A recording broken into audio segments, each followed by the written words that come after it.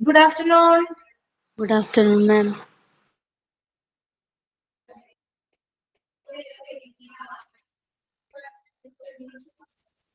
Okay, കഴിഞ്ഞ ക്ലാസ്സിൽ നമ്മൾ നാമ്പ് സ്റ്റാർട്ട് ചെയ്തില്ലേ?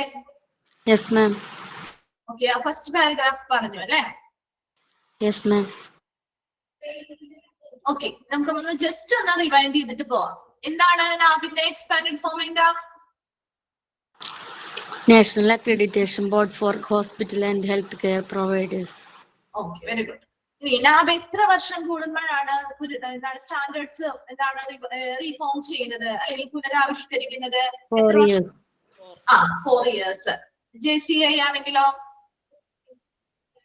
JCI ആണെങ്കിലോ എത്ര വർഷം കൂടുമ്പോഴാണ്? എത്ര വർഷം? 3 years. 3 years അല്ലെ? ഇത് തമ്മിൽ വ്യത്യാസമുണ്ട് കേട്ടോ. അപ്പൊ രണ്ടും കൂടി ഒന്ന് കമ്പയർ ചെയ്തിട്ട് പഠിക്കാം കേട്ടോ. നാബിന്റെ സ്റ്റാൻഡേർഡ്സ് എന്ന് പറയുന്നത് എപ്പോഴും എന്തിൽ കേന്ദ്രീകരിച്ചിരിക്കുന്നു? ആ ഒരു സർവീസ് അല്ലെ, കൊടുക്കുന്ന സർവീസിന്റെ ക്വാളിറ്റിയിലും പേഷ്യൻസിന്റെ സേഫ്റ്റിയിലുമാണ് അത് കേന്ദ്രീകരിച്ചിരിക്കുന്നത്. ഇനി എന്താണ് QC എന്ന് പറഞ്ഞാൽ അതിന്റെ എക്സ്പാൻഡ് ഫോം എന്താ? QCയുടെ Quality Council of India.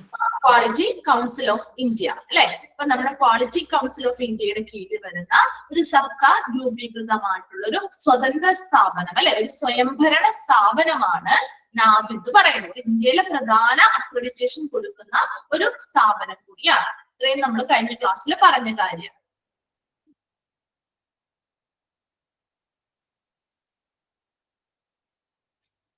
Okay, next നോക്കി. NAB mainly divides hospitals into two main divisions. എന്താ നാബ് എന്ന് പറയുന്നത്? നാബ് ഹോസ്പിറ്റൽസിനെ രണ്ട് വിഭാഗമായിട്ട് തിരിക്കുന്നുണ്ട്. ഏതൊക്കെയാണ്? ഫസ്റ്റ് വൺ ആണ് SHCO ആൻഡ് സെക്കൻഡ് വൺ ആണ് HCO. ഇത് രണ്ടും ഇമ്പോർട്ടന്റ് ആണ് കേട്ടോ, ചോദിക്കാറുണ്ട്. നമുക്കറിയാവുന്ന കാര്യമായിരിക്കും. ക്ലാസിഫിക്കേഷൻ ഓഫ് ഹോസ്പിറ്റൽസ് പഠിച്ചപ്പോ പഠിച്ചിട്ടുള്ള ഒരു കാര്യം കൂടിയാണ്. അപ്പൊ നാബ് എന്ന് പറയുന്നത്, നാബ് ഹോസ്പിറ്റൽസിനെ രണ്ട് മെയിൻ ഡിവിഷൻസ് ആയിട്ടാണ് തിരിക്കുന്നത്. ഒന്നാമത്തത് SHCO. SHCO എന്ന് പറഞ്ഞാൽ എന്താ? Small health care organisation. Small health care organisation ആണ് SHCO എന്ന് പറയുന്നത്. Is with less than 50 beds. എത്രയാണ്? 50 ബെഡുകളിൽ താഴെയുള്ള ഹോസ്പിറ്റലുകളാണ് SHCOയിൽ വരുന്നത്. രണ്ടാമതായിട്ട് HCO. ഏതാ? Health care organisations with more than 50 beds. 50 ബെഡുകളിൽ മുകളിലാണെങ്കിൽ അത് എന്ത് ഗ്രൂപ്പിൽ വരുന്നു? HCO അല്ലെങ്കിൽ ഹെൽത്ത് കെയർ ഓർഗനൈസേഷൻസിൽ വരുന്നു. നാമ രണ്ടായിട്ട് എന്താ ഹോസ്പിറ്റൽസിനെ ഡിവൈഡ് ചെയ്യുന്നത്. ഒന്നാമത്തത് SHCO ആണ്, സ്മോൾ ഹെൽത്ത് കെയർ ഓർഗനൈസേഷൻ. അവിടെ ബെഡ് എന്ന് പറയുന്നത് എത്രയായിരിക്കും? 50 എണ്ണത്തിൽ 50 ബെഡിൽ താഴെയുള്ളവയാണ് SHCOയിൽ വരുന്നത്. ആൻഡ് HCO എന്ന് പറയുന്നത് health care organisation with more than 50 beds. 50 മുകളിൽ ബെഡ് കൂടുതൽ, 50 ബെഡുകളിൽ കൂടുതൽ വരുന്നുണ്ടെങ്കിൽ അത് ഏത് വിഭാഗത്തിൽ വരുന്നു? HCOയിൽ വരുന്നു. ക്ലിയർ ആണോ? ഓൾറെഡി നിങ്ങൾ പഠിച്ച കാര്യമാണ് അല്ലെ? പഠിച്ചിട്ടില്ലേ ഇത്? ഓക്കെ. നെക്സ്റ്റ് പറയാൻ പോകുന്നത് main നാബ് guide book of standards has 10 chapters with 100 standards and 651 objective elements. നമ്മള് JCA പഠിച്ചപ്പോ ഇത് രണ്ടും കൂടി ഒന്ന് കമ്പയർ ചെയ്ത് പഠിക്കാം. JCA പഠിച്ചപ്പോ നമ്മൾ പറഞ്ഞിരുന്നു അവിടെ എത്ര സെക്ഷൻ ഉണ്ടായിരുന്നു? JCAക്ക് എത്ര സെക്ഷൻ ഉണ്ടായിരുന്നു? എന്താണ്? എത്ര സെക്ഷൻ ഉണ്ടായിരുന്നു JCAക്ക്? 4 സെക്ഷൻസ് ഉണ്ടായിരുന്നു. അതേസമയം ഇവിടെ നാബിന് 2 സെക്ഷൻസ് ആണുള്ളത്. ഓക്കെ, 2 സെക്ഷൻ ആണ് നാബിനുള്ളത്. ഇനി JCAയില് എത്ര ചാപ്റ്റർ ഉണ്ടായിരുന്നു? ഓർക്കുന്നുണ്ടോ? എത്ര ചാപ്റ്റർ ഉണ്ടായിരുന്നു? ടോട്ടൽ നമ്പർ ഒന്ന് എണ്ണി നോക്കിയേ. ചാപ്റ്ററിന്റെ എണ്ണം 8 ആണോ? 4 സെക്ഷനും കൂടി ഒന്ന് എണ്ണി നോക്കിയേ. ചാപ്റ്ററിന്റെ എണ്ണം എത്ര ചാപ്റ്റർ ഉണ്ട്?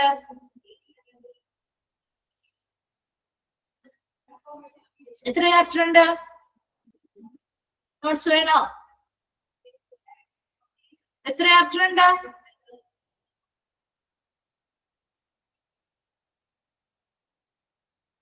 എത്ര ഉണ്ട്? വേഗം പറഞ്ഞു. ആ 4 സെക്ഷനും കൂടി എത്ര ചാപ്റ്റർ ഉണ്ട്? 16 ആണോ? ഇനി നോക്കിയോ? മനസ്സിലായോ ഏതാണ് ചാപ്റ്റർ എന്ന് ഉദ്ദേശിക്കുന്നത്? 16 ചാപ്റ്റർ അല്ലേ വരുന്നേ? സെക്ഷൻ 4 2 സെക്ഷൻ 3 എത്ര എണ്ണം? 6 അല്ലെ? ഇതാ സെക്ഷൻ 1 8 അല്ലെ? അങ്ങനെ മൊത്തം 16 ചാപ്റ്റർ ആണ് വരുന്നത്. അതുപോലെ നാവിൽ അത് എത്ര ചാപ്റ്റർ ആണ്? 10 ചാപ്റ്റർ ആണ് കേട്ടോ. അപ്പൊ രണ്ടും കൂടി കമ്പയർ ചെയ്ത് പഠിക്കാം. ജെസിയിലാണെങ്കിൽ 4 സെക്ഷൻ ഉണ്ടായിരുന്നു. നാവിൽ അത് എത്ര സെക്ഷൻ ഉള്ളൂ? 2 സെക്ഷൻസ് ആണ് ഉള്ളൂ. ഇനി അതിനുള്ളിൽ വരുന്ന ചാപ്റ്റേഴ്സിന്റെ എണ്ണം ജെസിയിലാണെങ്കിൽ 4 സെക്ഷനും കൂടി എത്ര ചാപ്റ്റേഴ്സ് ഉണ്ട്? 16 ചാപ്റ്റേഴ്സ് ഉണ്ടെങ്കിൽ നാവില് എത്ര ചാപ്റ്റർ ഉണ്ടാവും? 10 ചാപ്റ്റേഴ്സ് ആണുള്ളത്. ഓക്കെ ആണല്ലോ? ജെസിയില് സ്റ്റാൻഡേർഡ്സിന്റെ എണ്ണം എത്രയാ?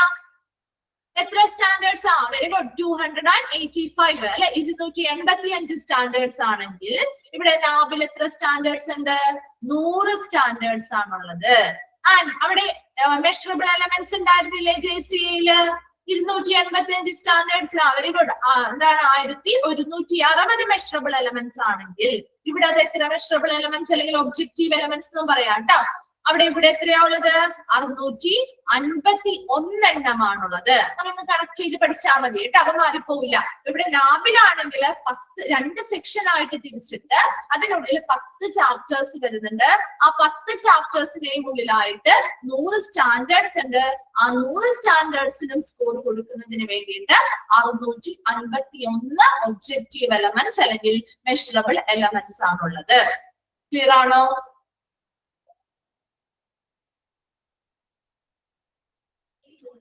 Then standard refers to a set goal for the performance. അല്ലെ? സ്റ്റാൻഡേർഡ്സ് എന്ന് പറയുന്നത് നമ്മൾ എപ്പോഴും സെറ്റ് ചെയ്യുന്നത് എന്തിന്റെ ലക്ഷ്യത്തിന് വേണ്ടിയിട്ടാ? ഗോൾ ഫോർ ദ പെർഫോമൻസ് അല്ലെ? അവരുടെ പ്രകടന നിലവാരം അല്ലെ? അവരുടെ പെർഫോമൻസ് എത്രത്തോളം ഉണ്ട്? ആ ഒരു സ്ഥാപനത്തിന്റെ പ്രകടനം എങ്ങനെയാണ് അല്ലെ? പ്രകടനത്തെ ഒരു നിശ്ചിത ലക്ഷ്യത്തെ സൂചിപ്പിക്കുന്നതാണ് സ്റ്റാൻഡേർഡ് എന്ന് പറയുന്നത്. അപ്പൊ സ്റ്റാൻഡേർഡ് എപ്പോഴും എന്തിനെയാണ് സൂചിപ്പിക്കുന്നത്? ആ ഒരു ഹോസ്പിറ്റൽ അല്ലെങ്കിൽ ഏതൊരു സ്ഥാപനമാണോ ആ സ്ഥാപനത്തിന്റെ പ്രകടനം എത്രത്തോളം ഉണ്ട് അല്ലെങ്കിൽ പെർഫോമൻസ് ലെവൽ എങ്ങനെയാണ്, അതിനനുസരിച്ച് ആ ലക്ഷ്യം പൂർത്തീകരിക്കുന്നതിന് വേണ്ടിയാണ് ആ സ്റ്റാൻഡേർഡ് കൊടുക്കുന്നത്. അപ്പൊ ആ സ്റ്റാൻഡേർഡ് എന്ന് പറയുന്നത് കൃത്യമായിട്ട് അവരത് പാലിക്കുന്നുണ്ടെങ്കിൽ അവർ ആ ഒരു പ്രകടന നിലവാരത്തിലെത്തി എന്ന് നമുക്ക് മനസ്സിലാക്കാൻ പറ്റും അല്ലെ? അതേസമയം സ്റ്റാൻഡേർഡ്സ് ഒന്നും അവർ പാലിക്കുന്നില്ല എങ്കിൽ എന്താ? അവർക്ക് നല്ല രീതിയിലുള്ള ഒരു ക്വാളിറ്റി സർവീസ് അല്ലായിരിക്കും, നല്ല ഒരു ലെവൽ ഓഫ് പെർഫോമൻസ് ആയിരിക്കില്ല അവർ കാഴ്ചവെക്കുന്നത്. അതേസമയം നല്ലൊരു ഗുണനിലവാരമുള്ള നല്ല പ്രവർത്തനങ്ങൾ അല്ലെങ്കിൽ ലെവൽ ഓഫ് പെർഫോമൻസ് ആണ് അവർ കാഴ്ചവെക്കുന്നതെങ്കിൽ അത് എന്തിന്റെ സൂചനയാണ്? നല്ല സ്റ്റാൻഡേർഡ് ആയിട്ടുള്ള കാര്യങ്ങളാണ് അവിടെ നടക്കുന്നത് എന്ന് നമുക്ക് മനസ്സിലാക്കാൻ പറ്റും.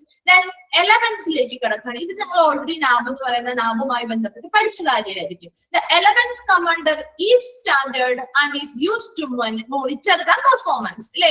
ആ ഒരു സ്റ്റാൻഡേർഡിനുള്ളിൽ വരുന്നതാണ് നമ്മുടെ എലമെന്റ്സ് എന്ന് പറയുന്നത് അല്ലെ? മെഷറബിൾ എലമെന്റ്സ് അല്ലെങ്കിൽ ഒബ്ജക്റ്റീവ് എലമെന്റ്സ് എന്ന് പറയുന്നത്. അത് നമുക്ക് എന്തിനു വേണ്ടിയാ? is used to monitor the performance. അവിടുത്തെ പ്രകടന നിലവാരം എത്രത്തോളം ഉണ്ടെന്ന് നിരീക്ഷിച്ച് അതിന്റെ അടിസ്ഥാനത്തിലാണ് നമ്മൾ സ്റ്റാൻഡേർഡിന് സ്കോർ കൊടുക്കുന്നത് അല്ലെ? ആ ഒരു എലമെന്റിന്റെ അടിസ്ഥാനത്തിലല്ലേ നമ്മൾ സ്റ്റാൻഡേർഡിന് സ്കോർ കൊടുക്കുന്നത്. അപ്പൊ അതെപ്പോഴും നമുക്ക് അത് നല്ല പെർഫോമൻസ് നല്ല രീതിയിൽ നടക്കുന്നുണ്ടോ, ഒരു സ്റ്റാൻഡേർഡ് തന്നാൽ ആ മാനദണ്ഡങ്ങൾ കൃത്യമായിട്ട് അവർ പാലിക്കുന്നുണ്ടോ എന്ന് നോക്കണമെങ്കിൽ ആദ്യം എന്ത് നിരീക്ഷിക്കണം? അതിനുള്ളിൽ വരുന്ന ഈ എലമെന്റ്സിന്റെ കാര്യങ്ങള് പ്രവർത്തനങ്ങൾ എങ്ങനെയാണ്, എലമെന്റ്സ് കൃത്യമായിട്ട് അവര് എല്ലാം ഓക്കെ ആണോ എന്നുള്ളത് നോക്കിയാൽ മാത്രമേ നമുക്ക് സ്റ്റാൻഡേർഡിന്റെ എന്ത് ചെയ്യാൻ പറ്റുള്ളൂ? സ്കോർ കൊടുക്കാനായിട്ട് സാധിക്കുള്ളൂ. ഇനി പറയുന്ന കാര്യം നിങ്ങൾ ശ്രദ്ധിച്ചിട്ടുണ്ടാവും, നിങ്ങൾ ഓൾറെഡി പഠിച്ച കാര്യമായിരിക്കും. ഔട്ട് ഓഫ് 651 ഒബ്ജക്റ്റീവ് എലമെന്റ്സ് ഏതൊക്കെയാണ്? 4 കാറ്റഗറി ആയിട്ട് ഈ ഒബ്ജക്റ്റീവ് എലമെന്റ്സിനെ അല്ലെങ്കിൽ മെഷറബിൾ എലമെന്റ്സിനെ തിരിച്ചിട്ടുണ്ട്. ഏതൊക്കെ കാറ്റഗറിയാണ്? നാബുമായി ബന്ധപ്പെട്ട് നിങ്ങൾ ഓൾറെഡി പഠിച്ച കാര്യം തന്നെയാണ് പറയുന്നത്. പഠിച്ചതല്ലേ ഇത്? 4 കാറ്റഗറി പഠിച്ചിരുന്നോ? യെസ്. അപ്പൊ എന്താണ്, ഏതൊക്കെയാണ് 4 കാറ്റഗറി? അറിയാവുന്ന കാറ്റഗറി ഒന്ന് പറഞ്ഞേ. ഫസ്റ്റ് വൺ ഏതാ? കോർ കാറ്റഗറി അല്ലെ. അപ്പൊ നോക്കിയേ 1 or 2 are in core category. എന്താണ് കോർ കാറ്റഗറി എന്ന് പറഞ്ഞാൽ? എന്താ മറന്നുപോയോ പഠിച്ചതൊക്കെ? എന്താണ് ഒരു കോർ കാറ്റഗറി? 651 എലമെന്റ്സില് 102 ഏത് വിഭാഗത്തിൽ വരുന്നതാ? കോർ വിഭാഗത്തിൽ വരുന്നതാണ്.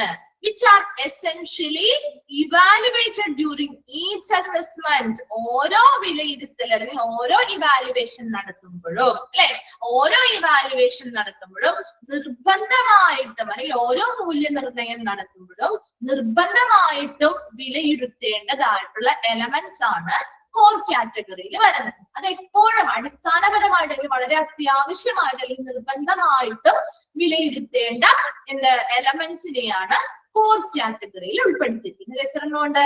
102 എണ്ണമാണ് ഉള്ളത്. അപ്പൊ അതിന്റെ ആ ഒരു കാറ്റഗറി 4 എണ്ണം നോക്കുക. അത് എത്ര നമ്പർ ആണ് അതിൽ ഉൾപ്പെടുന്നത് എന്ന കാര്യം നോക്കണം കേട്ടോ. 102 എണ്ണം കോർ കാറ്റഗറിയിൽ വരുന്നുണ്ട്. കോർ കാറ്റഗറി എന്ന് പറഞ്ഞാൽ which are essentially evaluated during each assessment. ഓരോ മൂല്യനിർണ്ണയ വേളകളിലും നിർബന്ധമായിട്ടും അല്ലെങ്കിൽ എന്താ വളരെ അടിസ്ഥാനപരമായിട്ട് ചെക്ക് ചെയ്യേണ്ട അല്ലെങ്കിൽ വിലയിരുത്തേണ്ടതായിട്ടുള്ള എലമെന്റ്സ് ആണ് കോർ കാറ്റഗറിയിൽ വരുന്നത്. സെക്കൻഡ് വൺ ആണ് എന്തെന്ന് പറയുന്നത്? കമ്മിറ്റ്മെന്റ് കാറ്റഗറി, പ്രതിബദ്ധതാ വിഭാഗം. അതിൽ എത്ര എലമെന്റ്സ് വരുന്നുണ്ട്? 459 എലമെന്റ്സ് ആണ് വരുന്നത്. Which will be evaluated during final assessment. എന്താ ഇതെങ്ങനെ ഇവാലുവേറ്റ് ചെയ്യുന്നത്? ഫൈനൽ അസസ്മെന്റിന്റെ സമയത്ത്, അന്തിമ മൂല്യനിർണ്ണയ സമയത്ത് മാത്രം വിലയിരുത്തുന്ന എലമെന്റ്സ് ആണ് കമ്മിറ്റ്മെന്റ് കാറ്റഗറിയിൽ വരുന്നത്. അന്തിമ മൂല്യനിർണ്ണയ സമയത്ത് അല്ലെങ്കിൽ ഡ്യൂറിങ് ഫൈനൽ അസസ്മെന്റ്, അന്തിമ മൂല്യനിർണ്ണയ സമയത്ത് മാത്രം വിലയിരുത്തുന്നവയാണ് ഫൈനൽ അസസ്മെന്റ് എന്ന് പറയുന്നത്. അല്ലെങ്കിൽ എന്താണ് കമ്മിറ്റ്മെന്റ് കാറ്റഗറി എന്ന് പറയുന്നത്. രണ്ട് കാറ്റഗറി നമ്മൾ പറഞ്ഞു, കോർ കാറ്റഗറി പറഞ്ഞു, കമ്മിറ്റ്മെന്റ് കാറ്റഗറി പറഞ്ഞു. കോർ കാറ്റഗറിയിൽ 102 എലമെന്റ്സ് ആണ് വരുന്നത്. എന്താ പറഞ്ഞേ? ഡ്യൂറിങ് ഈച്ച് അസസ്മെന്റ് ഓരോ മൂല്യനിർണ്ണയ വേളകളിലും നിർബന്ധമായിട്ടും ചെക്ക് ചെയ്യേണ്ട അല്ലെങ്കിൽ വിലയിരുത്തേണ്ട എലമെന്റ്സ് ആണ് കോർ കാറ്റഗറിയിൽ വരുന്ന എലമെന്റ്സ്. രണ്ടാമതായി നമ്മൾ പറഞ്ഞത് കമ്മിറ്റ്മെന്റ് കാറ്റഗറിയിൽ 459 എലമെന്റ്സ് ഉൾപ്പെടുന്നുണ്ട്. അതിൽ എപ്പോഴാണ്? ഡ്യൂറിങ് ഫൈനൽ അസസ്മെന്റ്, അന്തിമ മൂല്യനിർണ്ണയ സമയത്ത് മാത്രം വിലയിരുത്തപ്പെടുന്നവയാണ് എന്തിൽ വരുന്നത്? കമ്മിറ്റ്മെന്റ് കാറ്റഗറിയിൽ വരുന്ന എലമെന്റ്സ് എന്ന് പറയുന്നത്. മൂന്നാമതായിട്ട് പറയുന്നത് ഏതാ? 60 ആർ അച്ചീവ്മെന്റ് കാറ്റഗറി. 60 എണ്ണം ഏതിൽ 60 എലമെന്റ്സ് ഏതിൽ വരുന്നത്? അച്ചീവ്മെന്റ് കാറ്റഗറി അല്ലെങ്കിൽ എന്താ മികച്ച വിഭാഗം അല്ലെ. അച്ചീവ്മെന്റ് കാറ്റഗറി മികച്ച വിഭാഗം എന്താണ്? അച്ചീവ്മെന്റ് കാറ്റഗറി എന്ന് പറഞ്ഞാൽ നേട്ടങ്ങളുടെ വിഭാഗം അല്ലെ. നേട്ടങ്ങളാണ് അച്ചീവ്മെന്റ് എന്ന് പറയുന്നത്, നേട്ടങ്ങൾ വിഭാഗം. Which will B checked out during surveillance assessment. എന്താ? നിരീക്ഷണ മൂല്യനിർണ്ണയ വേളകളിൽ നിരീക്ഷിക്കുന്ന സമയത്ത് അല്ലെങ്കിൽ സർവെയിലൻസ് നടത്തുമ്പോ നിരീക്ഷണ മൂല്യനിർണ്ണയ വേളകളിൽ നിർബന്ധമായിട്ടും ചെക്ക് ചെയ്യേണ്ട അല്ലെങ്കിൽ വിലയിരുത്തേണ്ടതായിട്ടുള്ള കുറച്ച് എലമെന്റ്സ് ഉണ്ടായിരിക്കും. അതാണ് അച്ചീവ്മെന്റ് കാറ്റഗറിയിൽ വരുന്ന 60 എലമെന്റ്സ് എന്ന് പറയുന്നത്. ലാസ്റ്റ് നാലാമത്തെ കാറ്റഗറിയാണ് 30 എണ്ണമാണ് അവിടെ ഉള്ളത്. അതിൽ എക്സലന്റ് കാറ്റഗറി. ഇതെന്താ? മികച്ച വിഭാഗം അല്ലെ. എക്സലന്റ് ആണ് മികച്ച വിഭാഗം. Which will be evaluated during re accreditation. പുനരക്രഡിറ്റേഷൻ നടത്തുന്ന സമയത്ത് വിലയിരുത്തേണ്ടതായിട്ടുള്ള എലമെന്റ്സ് ആണ് എക്സലന്റ് കാറ്റഗറിയിൽ വരുന്ന 30 എലമെന്റ്സ് എന്ന് പറയുന്നത്. ഈ 4 കാറ്റഗറീസും എന്താണ്? ഈ 4 കാറ്റഗറീസും എന്തിനെ ബേസ് ചെയ്തിട്ടുള്ളതാണ്?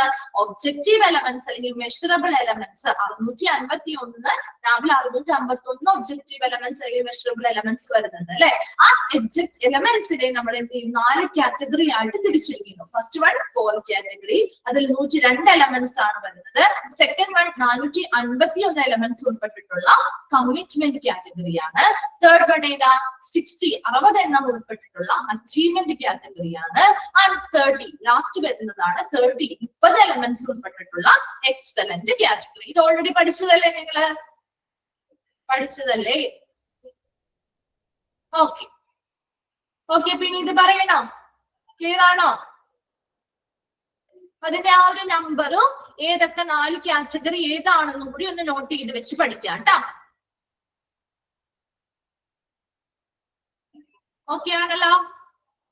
നെക്സ്റ്റ് നോക്കാം നമുക്ക് നാബിന്റെ സ്റ്റാൻഡേർഡ്സ്. നമ്മൾ ഓൾറെഡി നമ്മൾ JCA സ്റ്റാൻഡേർഡ്സ് പഠിച്ചിരുന്നു അല്ലെ. അതുപോലെ തന്നെ നാബിനും നമ്മൾ പറഞ്ഞു 2 സെക്ഷൻ ഉണ്ട്. ഏതൊക്കെയാണ് സെക്ഷൻസ്? പേഷ്യന്റ് സെന്റേർഡ് സ്റ്റാൻഡേർഡ്സും ഓർഗനൈസേഷൻ സെന്റേർഡ് സ്റ്റാൻഡേർഡ്സും. പേഷ്യന്റ് സെന്റേർഡ് എന്ന് പറഞ്ഞാൽ എന്താ? രോഗി കേന്ദ്രീകരിച്ചിട്ടുള്ള മാനദണ്ഡങ്ങൾ അല്ലെ. ഓർഗനൈസേഷൻ സെന്റേർഡ് എന്ന് പറയുമ്പോൾ ആ ഒരു ഓർഗനൈസേഷൻ അല്ലെങ്കിൽ ആ ഒരു സ്ഥാപനത്തെ കേന്ദ്രീകരിച്ചിട്ടുള്ള മാനദണ്ഡങ്ങളാണ്. അങ്ങനെ 2 സെക്ഷൻസ് ആണ് നാബിന്റെ സ്റ്റാൻഡേർഡ്സിലുള്ളത്. അപ്പൊ അതിൽ ആ 2 സെക്ഷനുകളിലും ഉൾപ്പെട്ട ചാപ്റ്ററുകളുടെ എണ്ണം ഒന്ന് എണ്ണി നോക്കിയേ. എത്ര എണ്ണം ഉണ്ട്? 2 സെക്ഷനിൽ ഉൾപ്പെടുന്ന ചാപ്റ്ററിന്റെ എണ്ണം 10 എണ്ണം ഉണ്ട് അല്ലെ. അപ്പൊ 10 ചാപ്റ്റേഴ്സ് ആണ് 2 സെക്ഷനുകൾ കൂടി വരുന്നത് കേട്ടോ. നോക്കിയേ, പേഷ്യന്റ് സെന്റേർഡ് സ്റ്റാൻഡേർഡ്സ് നമുക്ക് ആദ്യം നോക്കാം. ആ ഒരു സെക്ഷനിൽ 5 ചാപ്റ്റേഴ്സ് ആണുള്ളത്. ഫസ്റ്റ് വൺ ഏതാ? Assessment and continuity of care, അതായത് AAC. എന്താ? അസസ്മെന്റ് ആൻഡ് കണ്ടിന്യൂറ്റി കെയർ എന്ന് പറയുന്നത് എന്താ?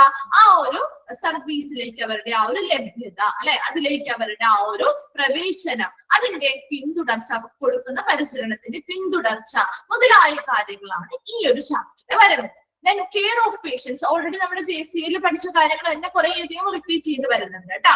Then care of patients, COP എന്ന് പറയുമ്പോൾ എന്താ? അവിടെ വരുന്ന പേഷ്യൻസിന് കൊടുക്കുന്ന പരിചരണങ്ങളുമായി ബന്ധപ്പെട്ട കാര്യങ്ങളാണ്.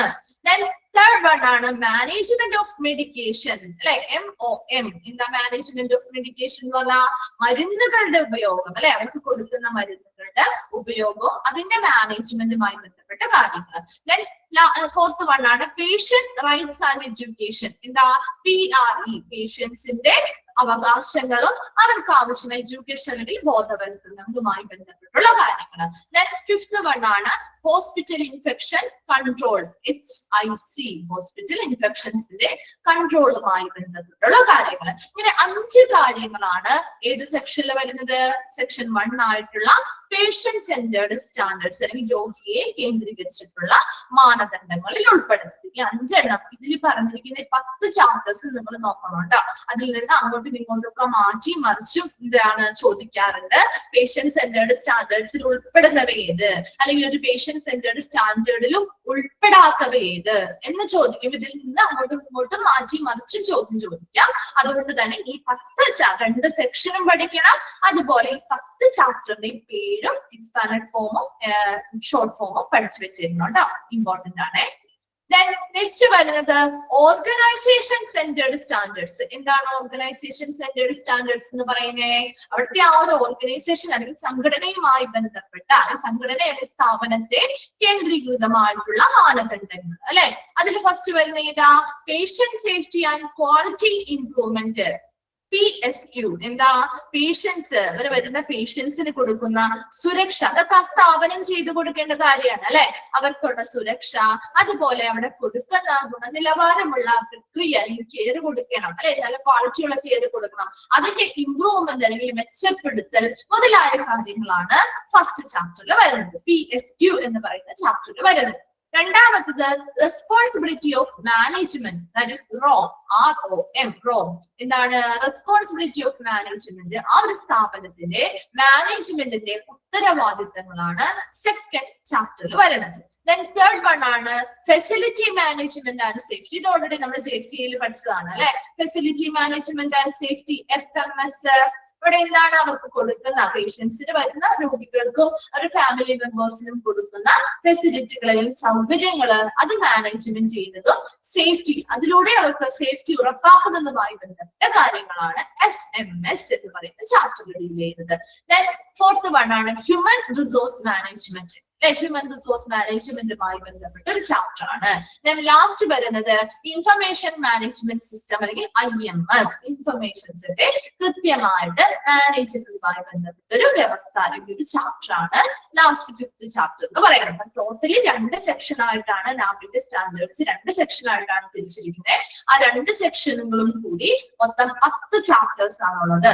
ഒന്നാമത്തെ സെക്ഷൻ പ്രധാനമായിട്ടും രോഗി കേന്ദ്രീകൃതമായിട്ടുള്ള മാനദണ്ഡങ്ങളാണെങ്കിൽ സെക്കൻഡ് സെക്ഷൻ പറയുന്നത് ആ സ്ഥാപനം അല്ലെങ്കിൽ ആ സംഘടനയുമായി കേന്ദ്രീകൃതമായിട്ടുള്ള മാനദണ്ഡങ്ങളാണ്. ക്ലിയർ ആണോ? ആ ഒരു 10 എണ്ണം ഇമ്പോർട്ടന്റ് ആണ് കേട്ടോ. ആ ഒരു 10 എണ്ണം നിങ്ങൾ അത് എന്ത് ചെയ്യാം? പഠിച്ചു വെച്ചേക്കാട്ടോ. അതിന്റെ ആ ഒരു പേഷ്യൻസിനോട് അടുത്ത് കിട്ടുന്നത് അല്ലെങ്കിൽ പേഷ്യൻസ് ചെയ്ത് സ്വന്തം അവർക്കുമായി ബന്ധപ്പെട്ട കൂടുതൽ കാര്യങ്ങളായിരിക്കും പേഷ്യൻസ് സെന്ററിൽ വരാം. ഓർഗനൈസേഷൻ തന്നെ എന്ന് പറയുമ്പോൾ സ്ഥാപനം ചെയ്യേണ്ടതായിട്ടുള്ള കുറെ ഡ്യൂട്ടിയും കാര്യങ്ങളും ആയിരിക്കും. അങ്ങനെ ഒന്ന് കണക്ട് ചെയ്ത് വെച്ചാലും നിങ്ങൾക്ക് കിട്ടും കേട്ടോ. ഓക്കെ ആണല്ലോ അത്രയും ഭാഗം? ഓക്കെ. നെക്സ്റ്റ് നമ്മള് പ്രധാനപ്പെട്ട ഒരു ഭാഗത്തേക്ക് പോവാണ്. നാം കീ പെർഫോമൻസ് ഇൻഡിക്കേറ്റേഴ്സ്. ഇപ്പൊ എന്താണ് നിങ്ങൾ ഓൾറെഡി നാബ് പഠിച്ചപ്പോ പറഞ്ഞിട്ടുണ്ടാവും അല്ലെ? കീ പെർഫോമൻസ് ഇൻഡിക്കേറ്റേഴ്സ് എത്ര എണ്ണം ഉണ്ടെന്നാ പഠിച്ചിരിക്കുന്നത്? 32 എണ്ണം ഉണ്ട് അല്ലെ? ശരിയാണ് കേട്ടോ, 32 എണ്ണം ഉണ്ട്. ആ ഒരു 32 എണ്ണത്തിന്റെയും ഫോർമുലാസും അത് എന്താണെന്നും അതിന്റെ ഫോർമുലാസും നമുക്ക് പഠിക്കാനുണ്ട്. ആ ഒരു 32 എണ്ണവും നമുക്ക് ഫുള്ളും ബൈഹാർട്ട് ചെയ്ത് പഠിക്കാന്ന് പറയുന്നത് ബുദ്ധിമുട്ടാണ് അല്ലെ? അതുകൊണ്ട് തന്നെ നമുക്ക് ഇമ്പോർട്ടന്റ് ആയിട്ടുള്ള കുറച്ച് എണ്ണം ഉണ്ട്. എപ്പോഴും റിപ്പീറ്റഡ് ആയിട്ട് ചോദിക്കുന്ന ഒരു ഭാഗം കൂടിയാണ് കേട്ടോ. എപ്പോഴും നമുക്ക് വലിയൊരു ചാപ്റ്റർ ആണ്. അതുകൊണ്ട് നിങ്ങൾക്ക് അറിയാലോ എല്ലാ ചാപ്റ്ററിനും ക്വസ്റ്റ്യൻസ് ഉണ്ടാവും. വലിയൊരു ചാപ്റ്റർ ആയതുകൊണ്ട് തന്നെ നമുക്ക് കൂടുതൽ ക്വസ്റ്റ്യൻസും ഈ ഒരു ഭാഗത്ത് നിന്ന് പ്രതീക്ഷിക്കാം. അപ്പൊ ഈ ഒരു നാബിന്റെ ഈ ഒരു കീ പെർഫോമൻസ് ഇൻഡിക്കേറ്റേഴ്സ് എന്ന് പറയുന്ന ഭാഗം ഇമ്പോർട്ടന്റ് ആണ്. 1 or 2 ഒക്കെ ഫോർമുലാസ് ഒക്കെ ചോദിക്കാറുണ്ട് കേട്ടോ. ഇമ്പോർട്ടന്റ് ആയിട്ട് റിപ്പീറ്റ് ചെയ്ത് വരുന്ന പ്രീവിയസ് ഇയർ ക്വസ്റ്റ്യൻ പേപ്പേഴ്സിലുള്ള ചോദിച്ചു കണ്ടിട്ടുള്ള കുറച്ച് ഇമ്പോർട്ടന്റ് ആയിട്ടുള്ളവ നമുക്ക് സ്ട്രെസ് ചെയ്ത് പഠിക്കാം. ബാക്കി നിങ്ങളൊന്ന് വായിച്ച് മനസ്സിലാക്കി വെച്ചാൽ മതി കേട്ടോ. മിസ് പറയുന്ന സമയത്ത് അത് ഏതൊക്കെയാണെന്നുള്ളത് കൃത്യമായിട്ട് നോട്ട് ചെയ്ത് വെക്കാൻ വേണം കേട്ടോ. ഓക്കെ, നമുക്ക് സ്റ്റാർട്ട് ചെയ്യാം. എന്തിനു വേണ്ടിയാണ് അപ്പോ ഒരു നാബ് കീ പെർഫോമൻസ് ഇൻഡിക്കേറ്റേഴ്സ് ഉള്ളത്? എന്തിനു വേണ്ടിയാ ഒരു ഇൻഡിക്കേറ്റേഴ്സ് അല്ലെങ്കിൽ സൂചകങ്ങൾ നമ്മൾ ഉപയോഗിക്കുന്നത്? എന്തിനു വേണ്ടിയായിരിക്കും?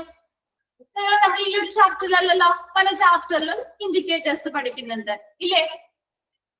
ഉണ്ടോ? എന്തിനു വേണ്ടിയാണ് അങ്ങനെയുള്ള ഇൻഡിക്കേറ്റേഴ്സ് കൊടുത്തിരിക്കുന്നത്? സിമ്പിൾ ആയിട്ട് നിങ്ങൾ ഈ ഒരു നാബുമായി ബന്ധപ്പെട്ട് തന്നെ പറയണമെന്നില്ല. ഒരു ഇൻഡിക്കേറ്റർ കൊടുക്കുന്നത് എന്തിനു വേണ്ടിയാണ്? അങ്ങനെയുള്ള സൂചകങ്ങൾ എന്തിനു വേണ്ടിയാ?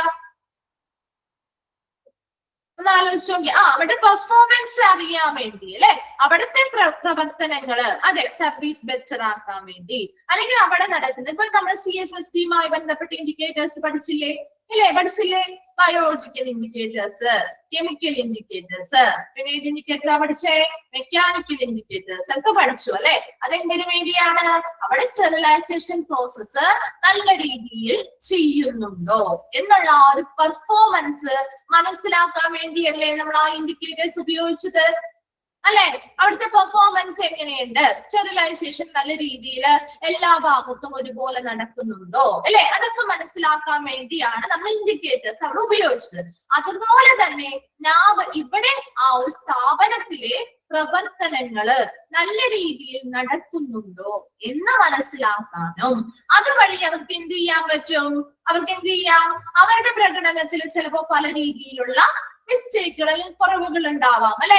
ആ ഒരു പെർഫോമൻസ് ലെവലിൽ കുറവുകൾ ഉണ്ടാവാം. അവർക്ക് എന്ത് ചെയ്യാൻ പറ്റും? അത് മെച്ചപ്പെടുത്താനുള്ളൊരു അവസരമാണ് ഈ കീ പെർഫോമൻസ് ഇൻഡിക്കേറ്റേഴ്സ് ഉള്ളത് കൊണ്ട് നമുക്ക് കിട്ടുന്നത്. രണ്ട് രീതിയിൽ നമുക്ക് എന്താ കണ്ടിന്യൂസ് ആയിട്ട് അവരെ മോണിറ്റർ ചെയ്യാൻ പറ്റും അല്ലെ? ഈ ഒരു കീ പെർഫോമൻസ് ഇൻഡിക്കേറ്റേഴ്സ് ഉപയോഗിച്ചുകൊണ്ട് അവരുടെ പ്രവർത്തന നിലവാരം അല്ലെങ്കിൽ പ്രകടന നിലവാരം എത്രത്തോളം ഉണ്ട് എന്നുള്ളത് നമുക്ക് കണ്ടിന്യൂസ് ആയിട്ട് അവരെ നിരീക്ഷിക്കാനും അവർക്ക് അതിനാവശ്യമായിട്ടുള്ള കാര്യങ്ങൾ പറഞ്ഞെന്ത് ചെയ്യാം. ചിലപ്പോൾ എന്തെങ്കിലുമൊക്കെ ചിലപ്പോൾ മിസ്റ്റേക്കുകളോ കുറവുകളോ എന്താ ഒരുപാട് ചിലപ്പോൾ എന്തെങ്കിലുമൊക്കെ പ്രോബ്ലംസ് കാര്യങ്ങളോ ഉണ്ടാവും. ചിലപ്പോൾ ശരിയായ രീതിയിലുള്ള എല്ലാ സ്റ്റാൻഡേർഡ്സും ചിലപ്പോൾ അവർ പാലിക്കുന്നൊന്നും ഉണ്ടാവില്ല.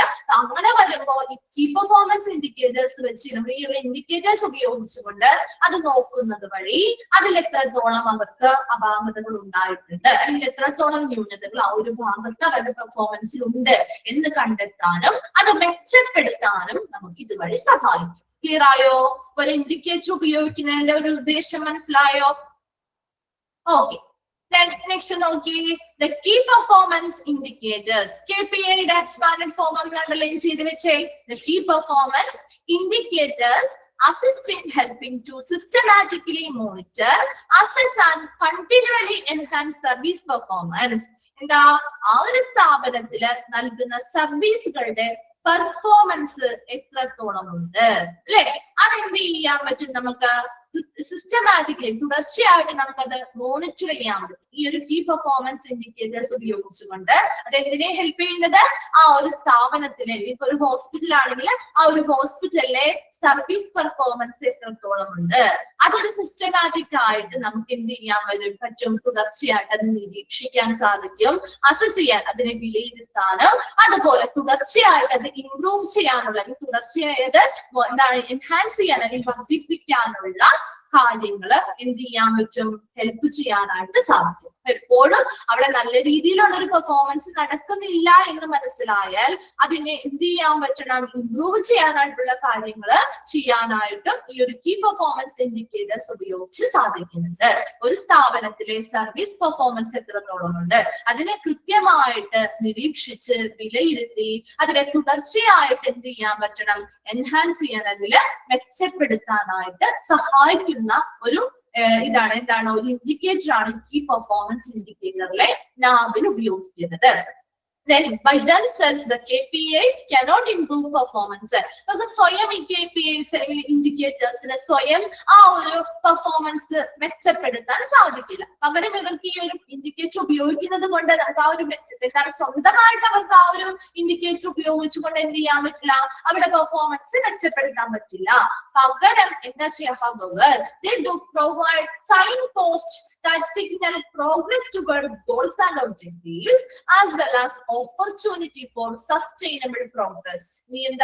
ഇവിടെ ഒരു കീ പെർഫോമൻസ് ഇൻഡിക്കേറ്റേഴ്സിന് സ്വമേധയാ അവിടെ ആ ഒരു പെർഫോമൻസ് മെച്ചപ്പെടുത്താൻ സാധിക്കുന്നില്ല എന്നാൽ പോലും അവർക്ക് ഒരു സൈൻ പോസ്റ്റ് ആയിട്ട് ആക്ട് ചെയ്യാം. എന്താണ് സൈൻ പോസ്റ്റ് എന്ന് പറഞ്ഞാൽ?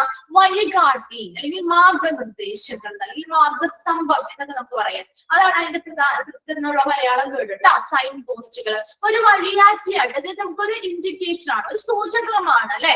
ആ ഒരു ഇൻഡിക്കേറ്റർ പറയാണ് അവിടെ അത്ര നല്ല രീതിയിലുള്ള സ്റ്റാൻഡേർഡ്സോ കാര്യങ്ങളോ ആ ഒരു സ്ഥാപനം കീപ്പ് ചെയ്യുന്നില്ല എന്ന് ആ ഒരു ഇൻഡിക്കേറ്റർ ഉപയോഗിച്ച് നമുക്ക് മനസ്സിലായി എങ്കിൽ അതെന്താണ്? അതൊരു വഴികാട്ടിയല്ലേ? പിന്നീട് നമുക്ക് ഇംപ്രൂവ് ചെയ്യാനായിട്ടുള്ള ഒരു വഴികാട്ടിയല്ലേ ഇത്?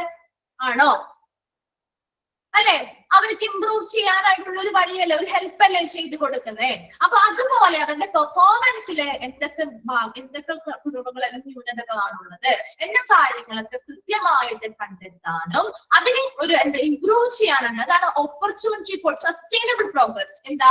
സുസ്ഥിരമായ ഒരു പുരോഗതി അവരുടെ ആ ഒരു പറഞ്ഞിരിക്കുന്ന കൃത്യമായ സ്റ്റാൻഡേർഡ്സ് അല്ലെങ്കിൽ പറഞ്ഞിരിക്കുന്ന ആ ഒരു പെർഫോമൻസുമായി ബന്ധപ്പെട്ട ഗോൾസ് ആൻഡ് ഒബ്ജക്റ്റീവ്സ്, ലക്ഷ്യങ്ങളും മാർഗങ്ങളും ഒക്കെ അച്ചീവ് ചെയ്യുന്നതിന് വേണ്ടിയിട്ട് ഒരു മാർഗനിർദ്ദേശം, ഒരു വഴികാട്ടിയായിട്ട് ഈ കീ പെർഫോമൻസ് ഇൻഡിക്കേറ്റേഴ്സിന് നിലനിൽക്കാം. അപ്പൊ ഇവരുടെ ഈ ഒരു പെർഫോമൻസിന്റെ ആ ഒരു ഇൻഡിക്കേറ്റേഴ്സ് ഉപയോഗിച്ചുകൊണ്ട് നമ്മൾ ചെക്ക് ചെയ്യുമ്പോൾ അവിടെ എന്തെങ്കിലും കുറവുകളോ കാര്യങ്ങളോ ഉണ്ടെങ്കിൽ അത് പ്രോഗ്രസ് ചെയ്യാനുണ്ടെങ്കിൽ അത് മെച്ചപ്പെടുത്താനുള്ള ഒരു വഴികാട്ടിയായിട്ട് ഈ കീ പെർഫോമൻസ് ഇൻഡിക്കേറ്റേഴ്സിന് നിലനിൽക്കാൻ സാധിക്കുന്നു. അപ്പൊ കീ പെർഫോമൻസ് ഇൻഡിക്കേറ്റേഴ്സ് എന്ന് പറഞ്ഞാല് അത് എപ്പോഴും എന്തിനെ ഹെൽപ്പ് ചെയ്യുന്നത്, അസിസ്റ്റ് ചെയ്യുന്നതാണ്?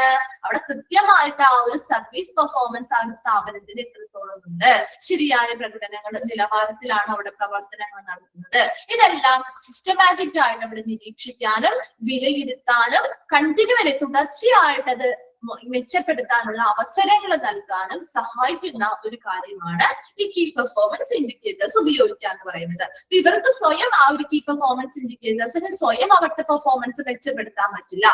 എന്നിരുന്നാലും അവർക്ക് എന്ത് ചെയ്യാം? ഒരു വഴികാട്ടിയായിട്ട് നിൽക്കാം അല്ലെ. അവിടുത്തെ ന്യൂനതകളോ കാര്യങ്ങളോ ഉണ്ടെങ്കിൽ അതിനെ മെച്ചപ്പെടുത്താനായിട്ട്, അതായത് പ്രോഗ്രസ് ചെയ്യാൻ, പുരോഗതി, ആ ഒരു സുസ്ഥിരമായിട്ട് അവിടുത്തെ കാര്യങ്ങൾക്ക് ഒരു മെച്ചപ്പെടുത്താൻ അല്ലെങ്കിൽ പുരോഗതി ഉണ്ടാക്കാനായിട്ടുള്ള ഒരു വഴികാട്ടിയായി നിൽക്കാം. അതുപോലെ അവരുടെ ലക്ഷ്യങ്ങളും മാർഗങ്ങളും ഒക്കെ അച്ചീവ് ചെയ്യാൻ അല്ലെങ്കിൽ നേടാനായിട്ടുമുള്ള ഒരു വഴികാട്ടിയായിട്ട് ഈ ഇൻഡിക്കേറ്റേഴ്സിന് നിൽക്കാവുന്നതാണ്. ക്ലിയർ ആണോ അത്? ഓക്കെ ആണോ? എന്താണ് ഉച്ചയ്ക്ക് എല്ലാവരും ഉറങ്ങാണോ? നല്ലൊരു റെസ്പോൺസ് ഇല്ലാതെ?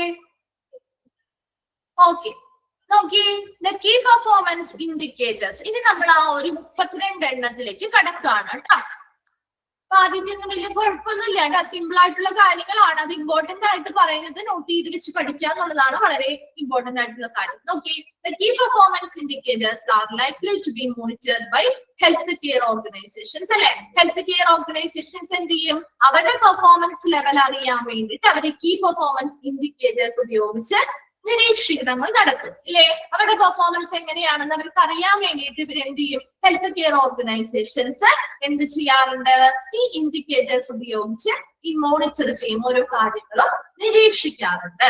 അതിൽ ഒന്നാമത്തെ കീ പെർഫോമൻസ് ഇൻഡിക്കേറ്റർ ആണ് the time taken for initial assessment. എന്ന് വെച്ചാൽ എന്താ? Taken for initial assessment. ആ ഫസ്റ്റ് വൺ ഒന്ന് നോട്ട് ചെയ്ത് വെച്ചോട്ടോ, ഇത് ഇമ്പോർട്ടന്റ് ആണ്, ചോദിക്കാറുള്ളതാണ് കേട്ടോ.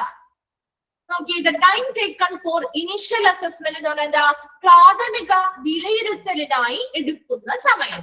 പ്രാഥമിക വിലയിരുത്തൽ, ഇനിഷ്യൽ അസസ്മെന്റ് എന്ന് പറഞ്ഞാൽ അതല്ലേ, പ്രാഥമിക വിലയിരുത്തലിനായി എടുക്കുന്ന സമയം എന്ന് വെച്ചാൽ the time should begin from the time when that the patient has reached at the bed of the ward till the time that the initial evaluation has been completed by a doctor. എന്താണ് ഇവിടെ ഉദ്ദേശിക്കുന്നത്? ഒരു പ്രാഥമിക വിലയിരുത്തലിനായി എടുക്കുന്ന സമയം, ഇതിന്റെ ശതമാനമാണ് എപ്പോഴും ഇവിടെ കാണാറ് കേട്ടോ കൂടുതലും. Okay, the time taken for initial assessment എന്ന് പറഞ്ഞാല് the time should begin from the time that the patient has reached at the bed of the ward. എന്താ? ആ ഒരു പേഷ്യന്റ് വാർഡിലെ ബെഡിൽ എത്തുന്ന സമയം മുതല് ഒരു പേഷ്യന്റ് ഹോസ്പിറ്റലിലേക്ക് വന്ന് അതിനായിട്ട് വന്ന് അവർ ആ ഒരു വാർഡിലെ ബെഡിലേക്ക് എത്തുന്ന സമയം മുതല് until the time that the initial evaluation has been completed by a doctor. എന്താ? ഒരു ഡോക്ടർ പ്രാഥമിക മൂല്യനിർണയം പൂർത്തിയാക്കുന്നത് വരെയുള്ള സമയമാണ് ഇനിഷ്യൽ അസസ്മെന്റിന്റെ സമയം എന്ന് പറയുന്നത്. ക്ലിയർ ആയോ? ക്ലിയർ ആയോ? എന്താണ്? ഇപ്പൊ നമ്മളൊരു പുതിയ പേഷ്യന്റ് ആണ്, ഒരു പുതിയ പേഷ്യന്റ് എന്തായാലും സ്വാഭാവികമായിട്ടും ആ ഒരു ഹോസ്പിറ്റലിലേക്ക് എത്തുമ്പോ ആ ഹോസ്പിറ്റലിലെ വാർഡിൽ അല്ലെങ്കിൽ ബെഡിൽ ആ ഒരു പേഷ്യന്റ് എത്തുന്നത് മുതല് ആ ഒരു ഡോക്ടർ വന്ന് പ്രാഥമിക മൂല്യനിർണയം നടത്തുന്നത് വരെ എടുക്കുന്ന ഒരു സമയമില്ലേ? ചില ഹോസ്പിറ്റലാണെങ്കിൽ വേഗം നടക്കും അല്ലെ, വേഗം നമ്മളെ ട്രീറ്റ്മെന്റ് നോക്കില്ലേ ഡോക്ടർ. ചില ഹോസ്പിറ്റലാണെങ്കിലോ ഒരുപാട് സമയം എടുക്കും നമ്മളൊന്ന് ആദ്യമായിട്ട് വന്ന് നോക്കാനായിട്ട്. ആണോ? എന്താണ് ഒരു റെസ്പോൺസ് ഇല്ലാതെ അല്ലെ?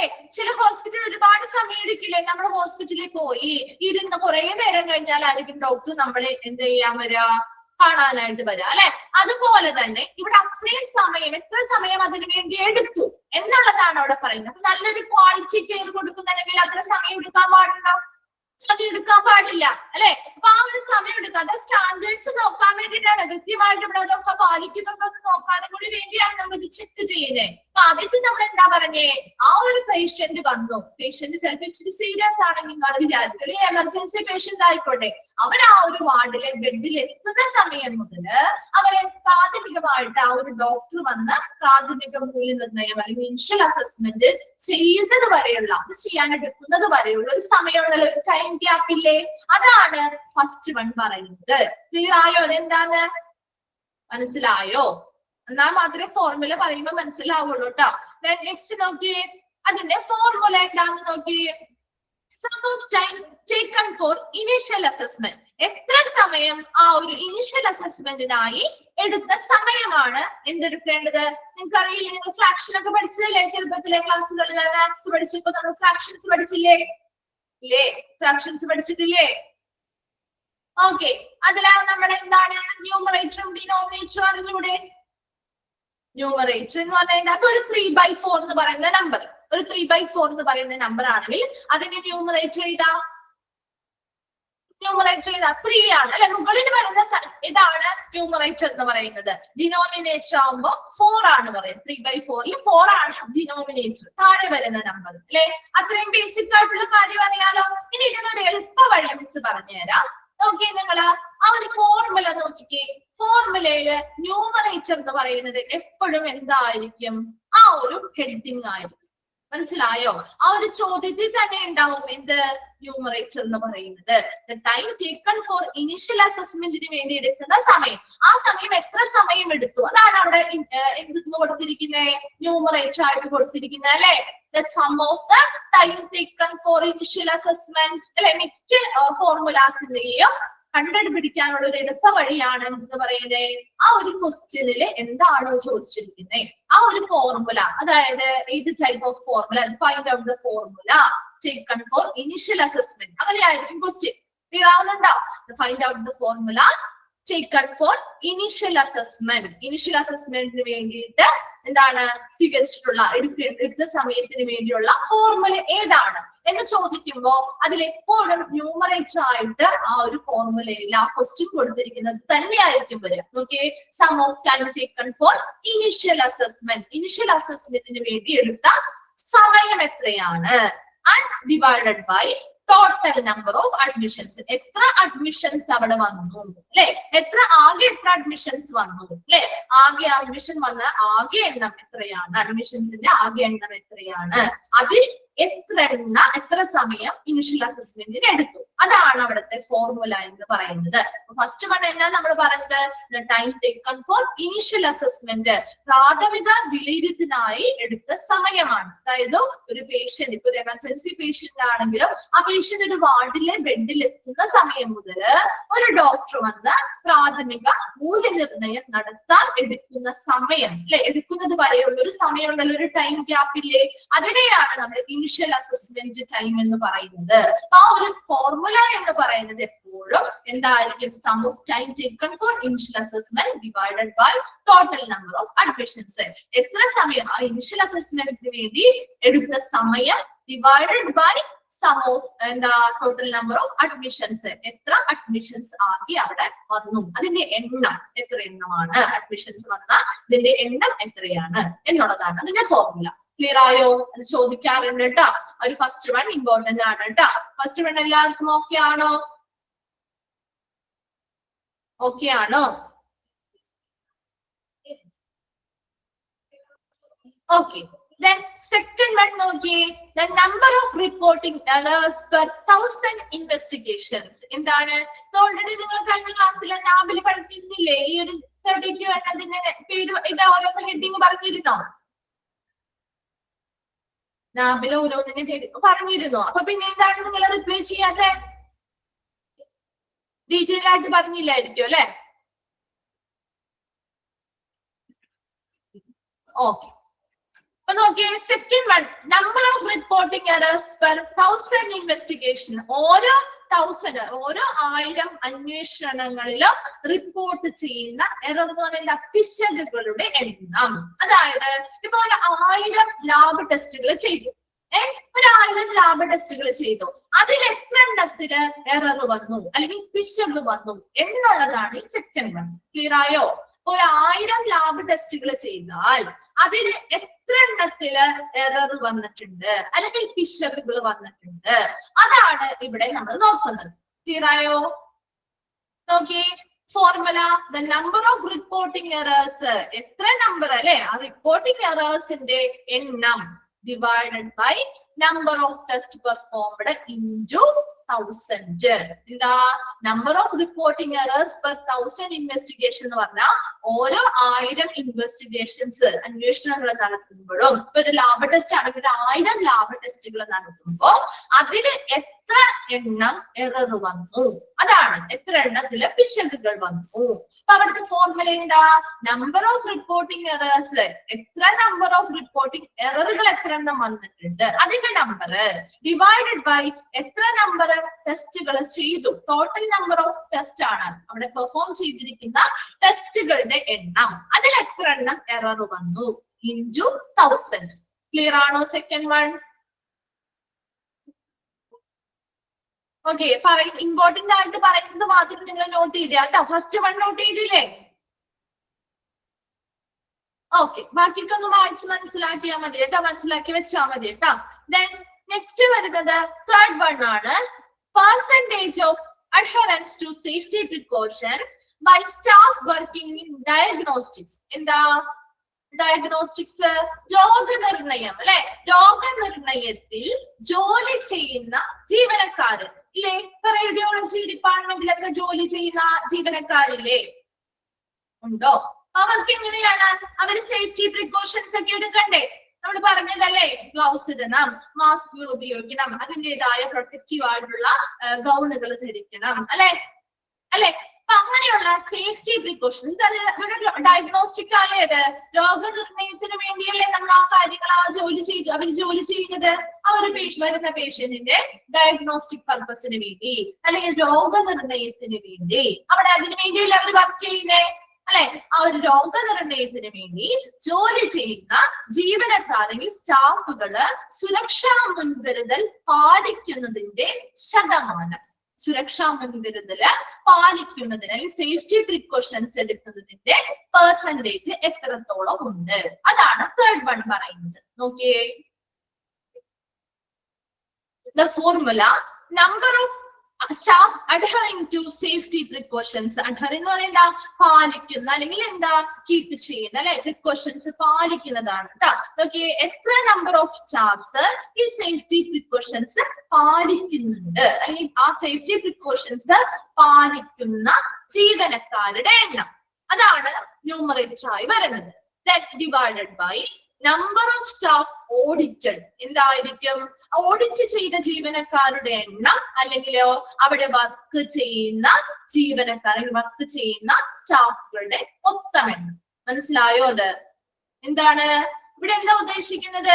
അവിടെ നമ്മൾ ഉദ്ദേശിക്കുന്നത് അവിടുത്തെ ജീവനക്കാര് ഒരു ഡയഗ്നോസ്റ്റിക് പർപ്പസ് അല്ലെങ്കിൽ ആ ഒരു രോഗനിർണയത്തിന് വേണ്ടിയിട്ട് ജോലി ചെയ്യും. ഒരു റേഡിയോളജി ഡിപ്പാർട്ട്മെന്റിൽ രോഗനിർണയം നടത്താൻ വേണ്ടിയിട്ടാണ് അവരുടെ സ്റ്റാഫുകൾ ജോലി ചെയ്യുന്നത് അല്ലെ? അപ്പൊ അവിടെ ജോലി ചെയ്യുമ്പോൾ അവർ ഓൾറെഡി അവർ എന്ത് ചെയ്യണം? സേഫ്റ്റി പ്രിക്കോഷൻസ് പാലിക്കണം അല്ലെ?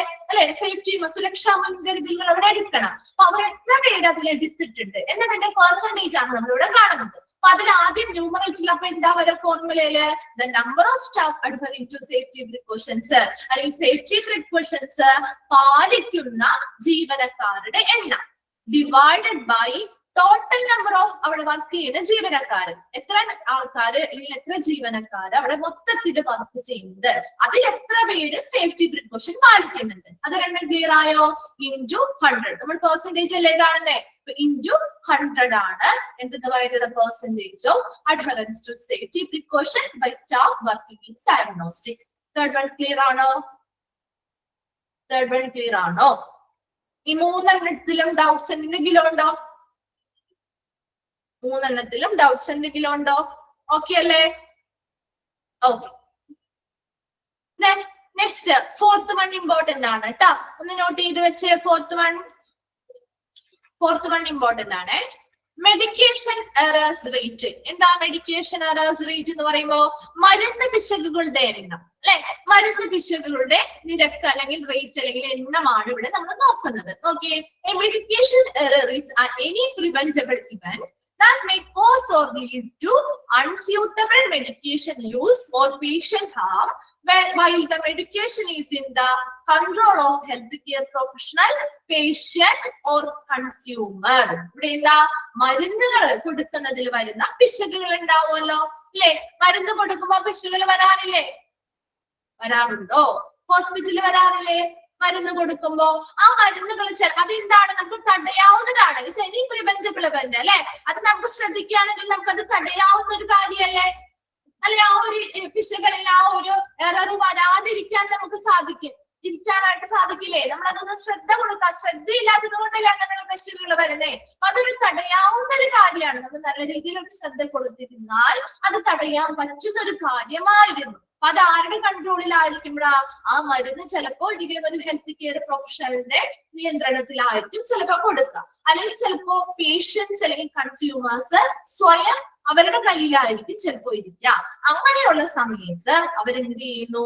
ചിലപ്പോ അനുയോജ്യമല്ലാത്ത രീതിയിൽ അത് ഉപയോഗിക്കാൻ ചെയ്യാം. അല്ലെങ്കിൽ അതെന്താ ചിലപ്പോ ചെറിയ രീതിയിൽ ചിലപ്പോ അതിന്റെ ഡോസ് കൂടുകയോ അല്ലെ കുറയുകയോ ഒക്കെ ചെയ്യാം. അല്ലെങ്കിൽ ചിലപ്പോ എന്ത് ചെയ്യാം, അവര് കൊടുക്കുമ്പോഴാണെങ്കിലും ചിലപ്പോ അവർക്ക് വല്ല മിസ്റ്റേക്കുകൾ വന്നിട്ട് അവർക്ക് എന്ത് ചെയ്യാൻ പറ്റും, ആ മരുന്നുകളുടെ പിശകുകൾ മൂലം പലതരത്തിലുള്ള കോംപ്ലിക്കേഷൻസ് ഉണ്ടാവാറുണ്ടല്ലോ. അപ്പൊ അതാണ് ഇവിടെ മെഡിക്കേഷൻ എറർ റേറ്റ് എന്നതുകൊണ്ട് ഉദ്ദേശിക്കുന്നത്. മരുന്ന് പിശകുകളുടെ റേറ്റ് അല്ലെങ്കിൽ നിരക്ക് എത്രത്തോളമുണ്ട്.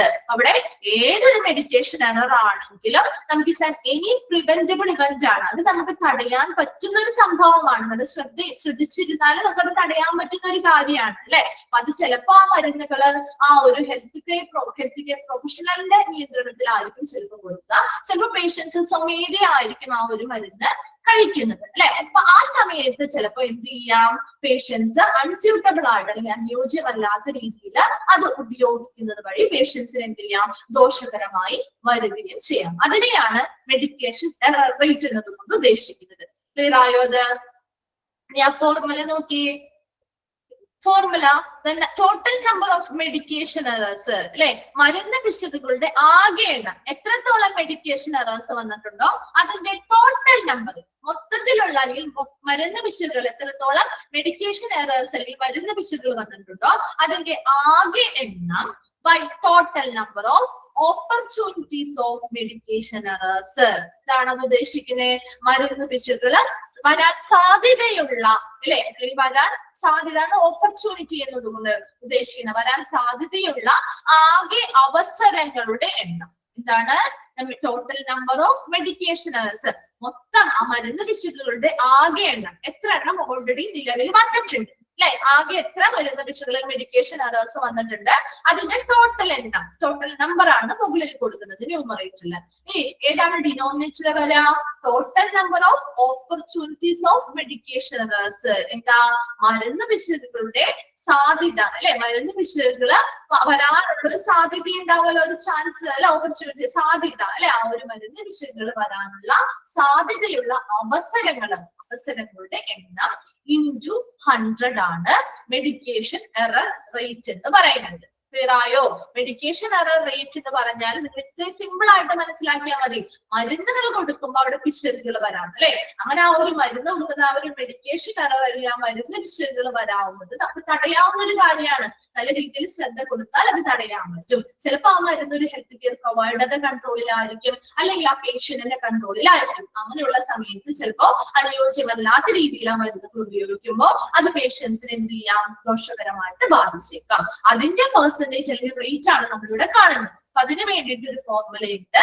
The total number of medication errors by total number of opportunities of medication errors into 100 ആണ്. പെർസെന്റേജ് ആണ് നമ്മൾ കാണുന്നത്. അതിൽ എപ്പോഴും ന്യൂമറേറ്ററിൽ വരുന്നത് എന്താണ്, total number of medication errors, മരുന്ന് പിശകുകളുടെ ആകെ എണ്ണം എത്രത്തോളം മെഡിക്കേഷൻ എറേഴ്സ് വന്നു അതിന്റെ ആകെ എണ്ണം divided by total number of opportunities of medication errors.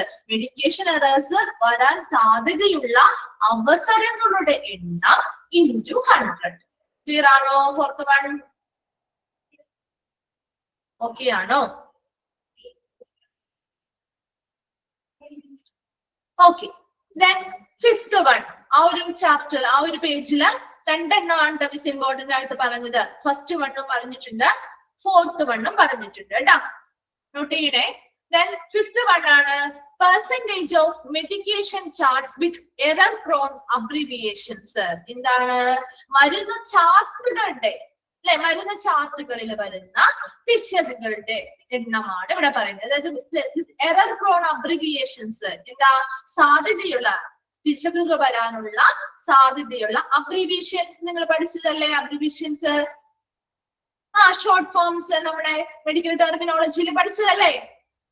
അതെ. അപ്പൊ അവിടെ എന്താണ് നോക്കി നിങ്ങള്, പാരസെറ്റമോളിന്റെ അബ്രിവിയേഷൻ എന്താ? പാരസെറ്റമോളിന്റെ അബ്രിവിയേഷൻ എന്താ? അല്ലെങ്കിൽ ഷോർട്ട് ഫോം എന്താ? PCM ആണോ? ആണോ? പഠിച്ചതാണോ? ഓക്കെ, ഇവിടെ ശ്രദ്ധിക്കാം കേട്ടോ. അപ്പൊ PCM എന്ന് പറയുന്നത് പാരസെറ്റമോളിന്റെ അബ്രിവിയേഷൻ ആണ്. അപ്പൊ ആ ഒരു അബ്രിവിയേഷൻ ചിലപ്പോ എന്ത് ചെയ്യാം, എന്താണ് തെറ്റായിട്ട് ചിലപ്പോ എഴുതാം ഇല്ലേ? ആ ഒരു അബ്രിവിയേഷനിൽ, അതായത് നമ്മൾ ചാർട്ട് എഴുതില്ലേ ഡോക്ടേഴ്സ്, ചാർട്ട് എഴുതുന്ന സമയത്ത് ചിലപ്പോൾ ഡോക്ടേഴ്സ് പാരസെറ്റാമോൾ ചിലപ്പോൾ PCM എന്നതിന് പകരം ചിലപ്പോൾ PCB എന്നോ PCD എന്നോ അല്ലെങ്കിൽ PCN എന്നോ ഒക്കെ എന്ത് ചെയ്യാൻ പറ്റും, ചിലപ്പോ പിശക് വരാം, എഴുതുന്ന സമയത്ത് പിശക് വരാം. അല്ലെങ്കിലോ ആ ചാർട്ട് എടുത്ത് കൃത്യമായിട്ട് മരുന്നുകൾ നോക്കി കൊടുക്കുന്ന സമയത്തും പിശകുകൾ വന്നൂടെ, വരാലോ അല്ലെ. ആ ഒരു ചാർട്ടുമായി ബന്ധപ്പെട്ട് രണ്ട് രീതിയിലാണ് പിശകുകൾ അല്ലെങ്കിൽ എറേഴ്സ് വരാനുള്ളത്. അങ്ങനെ അബ്രിവിയേഷൻ ആയിട്ട് അവര് ഡോക്ടേഴ്സ് അങ്ങനെയല്ലേ എഴുതുന്നേ, അബ്രിവിയേഷൻ ആയിട്ടല്ലേ എഴുതുന്നേ, അല്ലാതെ നീട്ടി വലിച്ച് ഇങ്ങനെ മുഴുവൻ എഴുതുമോ? എന്താണത് റെസ്പോണ്ട് ചെയ്യാതെ? എഴുതില്ല. അപ്പൊ അവരെന്താണ് നീട്ടി വലിച്ചൊന്നും എഴുതില്ല, അവർ വളരെ ചുരുക്കിയാണ് അല്ലെ, അബ്രിവിയേഷൻസ് അതിന് വേണ്ടിയിട്ടാണ്. അപ്പൊ അവരെന്ത് ചെയ്യും, ഇങ്ങനെ എഴുതുന്ന സമയത്ത് ചിലപ്പോ ഡോക്ടേഴ്സിന് ആ എഴുതുന്ന ചാർട്ടിൽ എന്തെങ്കിലും മിസ്റ്റേക്കുകൾ വരാം. ആ ഒരു എഴുതുന്ന സമയത്ത് PCM പാരസെറ്റാമോളിന് വേണ്ടി PCM എഴുതുന്ന സമയത്ത് ചിലപ്പോൾ PCNO അല്ലെങ്കിൽ PCSO വേറെ എന്തെങ്കിലും ഒരു ലെറ്റർ ആയിട്ട് വന്നേക്കും. അപ്പൊ ഒരു മിസ്റ്റേക്ക് അല്ലേ. ഇനി അത് വായിക്കുന്ന സമയത്ത് അത് അവർക്കും മിസ്റ്റേക്ക് വരാം ഇല്ലേ. അത് വായിച്ച് കൃത്യമായ മരുന്ന് എടുത്ത് കൊടുക്കുന്ന സമയത്ത് അവിടെ മിസ്റ്റേക്ക് വരില്ലേ, വരുമോ? ഈ ചാർട്ടുമായി ബന്ധപ്പെട്ട് മിസ്റ്റേക്ക് വരില്ലേ മരുന്നുകളുടെ വിതരണത്തില്? അതാണ് ഇവിടെ പറയുന്നത്. നോക്കിയേ, the percentage of medication chart, മരുന്ന് ചാർട്ടുകളിൽ വരുന്ന എന്ത് പിശകുകളുടെ എണ്ണം, അതായത് അബ്രിവിയേഷൻസ് അല്ലെങ്കിൽ ചുരുക്കെഴുത്തുകൾ അല്ലെ, ചുരുക്കി എഴുതുന്ന സമയത്ത് എന്തെങ്കിലും എന്താ എറേഴ്സ് വരുമ്പോ, പിശകുകൾ വരുമ്പോ അത് ആ ഒരു മെഡിക്കേഷൻ ചാർട്ടുകളിൽ മരുന്ന് ചാർട്ടുകളിലും പിശകുകൾ വരുന്നുണ്ട്. അതിന്റെ പെർസെന്റേജ് ആണ് നമ്മളിവിടെ കാണുന്നത്. The error-prone abbreviation should be defined in accordance with the guidelines set down by for safe medication practices. അല്ലെ, ഇങ്ങനെ ഒരു error-prone abbreviations, ഇങ്ങനെ എറേഴ്സ് പിശകുകൾ ഇങ്ങനെയുള്ള അബ്രിവിയേഷൻസില് പിശകുകൾ വരിക എന്ന് പറയുന്നത് അത് എപ്പോഴും നമ്മുടെ സ്റ്റാൻഡേർഡ്സ് അല്ലെങ്കിൽ ഗൈഡ് ലൈൻസിന് എന്താണ് ദോഷകരമായി ബാധിക്കും അല്ലെ. അപ്പൊ ആ മരുന്നുകൾ എഴുതുന്ന സമയത്ത് മിസ്റ്റേക്ക് വരാം, അത് കൊടുക്കുന്ന സമയത്തും അതുപോലെ തന്നെ മിസ്റ്റേക്ക് വരും അല്ലെ. അവിടെ എന്താണോ എഴുതിയിരിക്കുന്നത് അതനുസരിച്ചല്ലേ എടുത്തു കൊടുക്കുന്നത്. അപ്പൊ അവിടെ എന്ത് വരാം, ആ ഒരു സേഫ്റ്റിയുമായി ബന്ധപ്പെട്ട് അല്ലെ, സേഫ് മെഡിക്കേഷൻ പ്രാക്ടീസസിനെ അത് നല്ല ഗുരുതരമായിട്ട് ബാധിക്കുന്ന ഒരു കാര്യമാണ് അല്ലെ. അതാണ് ഇവിടെ പറയുന്നത്. Should be defined in accordance with the guidelines set down by for safe medication practices. ഒരു സേഫ് ആയിട്ടുള്ള മരുന്ന് വിതരണവുമായി ബന്ധപ്പെട്ട് അത് എന്ത് ചെയ്യാനാണ്, ആ ഒരു മാർഗനിർദ്ദേശങ്ങൾ കൃത്യമായിട്ട് പാലിക്കാത്തത് വഴി അവിടെ എന്താ പ്രോബ്ലംസ്, കാര്യങ്ങള്, കോംപ്ലിക്കേഷൻസ് ഉണ്ടാവാനായിട്ടുള്ള സാധ്യതയുണ്ട്. അത് എത്രത്തോളം പെർസെന്റേജ് അത് അവിടെ ഉണ്ടായി എന്ന് കണ്ടുപിടിക്കണം. അതിന് വേണ്ടിയിട്ട് ഒരു ഫോർമുല ഉണ്ട്. അതാണ് number of medication charts with error prone abbreviations. ഇങ്ങനെയുള്ള പിശകുകൾ വന്ന ചുരുക്കെഴുത്തുകളുള്ള മെഡിക്കേഷൻ ചാർട്ടുകളുടെ എണ്ണം, മൊത്തം എണ്ണം by number of medication charts reviewed, അവലോകനം ചെയ്ത മരുന്ന് ചാർട്ടുകൾ, മൊത്തം അവലോകനം ചെയ്തിട്ടുള്ള മരുന്ന് ചാർട്ടുകളുടെ എണ്ണം into 100. എന്താണ് ഫോർമുല എന്ന് പറയുന്നത്?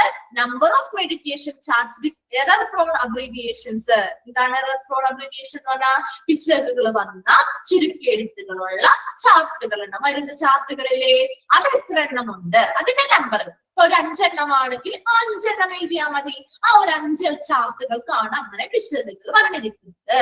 ഡിവൈഡഡ് ബൈ മൊത്തം അവിടെ അന്ന് റിവ്യൂ ചെയ്ത അല്ലെങ്കിൽ അവലോകനം ചെയ്ത ചാർട്ടുകൾ ഉണ്ടാവുമല്ലോ. പിശകുകൾ വന്നതല്ല, മൊത്തത്തിലുള്ള കണക്കാണ്. മൊത്തം അവിടെ റിവ്യൂ ചെയ്ത അല്ലെങ്കിൽ അവലോകനം ചെയ്ത ചാർട്ടുകളുടെ എണ്ണം into 100. ഇവിടെ പെർസെന്റേജ് ആണ്, into 100 ആണ് percentage of medication charts with error prone abbreviations. Clear ആയോ? ഫിഫ്ത്ത് വൺ ഓക്കെ ആണല്ലോ. എന്താണോ മെയിൻ പോയിന്റ് അതൊന്ന് മനസ്സിലാക്കിയാൽ നിങ്ങൾക്ക് കിട്ടും കേട്ടോ. Then sixth one ആണ് percentage of inpatients developing adverse drug reactions. എന്താണ് adverse drug reactions പറഞ്ഞാൽ? ഇൻപേഷ്യൻസ്, നമ്മുടെ കിടത്തി ചികിത്സ നൽകുന്ന പേഷ്യൻസിന് അവർക്ക് എന്താ ഡ്രഗ് റിയാക്ഷൻസ് വന്നൂടെ അല്ലെ? പ്രതികൂലമായിട്ട്, അഡ്വേഴ്സ് ആയിട്ട്, പ്രതികൂലമായിട്ട് ഡ്രഗ് റിയാക്ഷൻസ് വരാലോ. അതാണ് അതിന്റെ പെർസെന്റേജ് ആണ് 6th പറയുന്നത്. അങ്ങനെ എന്താണോ ആ പ്രധാന പോയിന്റ് അത് വെച്ച് നിങ്ങൾ ഒന്ന് കണക്ട് ചെയ്താൽ നിങ്ങൾക്ക് കിട്ടും. നോക്കിയേ, adverse drug reaction is a response to a drug which is toxic and unintended and which depends or happens at doses normally used in man for prophylaxis, diagnosis or therapy of disease or for the modification of physiological function. ഇനി ഇത് adverse drug reaction എന്ന് പറഞ്ഞാൽ പ്രതികൂലമായ മരുന്ന് പ്രതികരണം അല്ലെ. ആ ഒരു റിയാക്ഷൻ, ഡ്രഗ് റിയാക്ഷൻ എന്ന് പറയുന്നത് അഡ്വേഴ്സ് ആണ്, പ്രതികൂലമായിട്ട് വരുന്നതാണ്. ഇറ്റ്സ് എ റെസ്പോൺസ് ടു ഒരു ഡ്രഗ് ചിലപ്പോൾ നമ്മുടെ അവരുടെ ബോഡിയിലേക്ക് കൊടുക്കുമ്പോൾ അത് ടോക്സിക് ആണെന്ന് തോന്നുകയാണെങ്കിൽ ബോഡി റിയാക്ട് ചെയ്യും അല്ലെ. അതുപോലെ അൺഇൻറ്റഡ് എന്താ ഉദ്ദേശിക്കാത്ത രീതിയിൽ കൊടുക്കും അല്ലെങ്കിൽ വിചാരിക്കുക നമ്മൾ പ്രത്യേകമായിട്ട് അങ്ങനെ ഒരു മോട്ടീവായിട്ട് ചെയ്തതൊന്നും അല്ല അല്ലെ. അത് നോർമൽ ആയിട്ട് ചിലപ്പോ ഒരു മനുഷ്യന് പ്രൊഫിലാക്സിസ് എന്ന് പറയുന്നത് രോഗപ്രതിരോധത്തിന് വേണ്ടി കൊടുക്കുന്നതാവാം. നോർമൽ ആയിട്ട് അവർക്ക് കൊടുക്കുന്ന ഒരു മെഡിസിൻ ആയിരിക്കും, നോർമൽ ആയിട്ട് കൊടുക്കുന്ന ഒരു ഡോസും ആവാം. അതൊരു പ്രൊഫിലാക്സിസ് എന്ന് പറഞ്ഞാല് രോഗപ്രതിരോധത്തിന് വേണ്ടിയിട്ട് അല്ലെങ്കിൽ രോഗനിവാരണത്തിന് വേണ്ടി കൊടുക്കുന്നതാവാം. എന്തെങ്കിലും ഡയഗ്നോസ് ചെയ്യാൻ, രോഗനിർണയം നടത്താൻ വേണ്ടി കൊടുക്കുന്നതാവാം.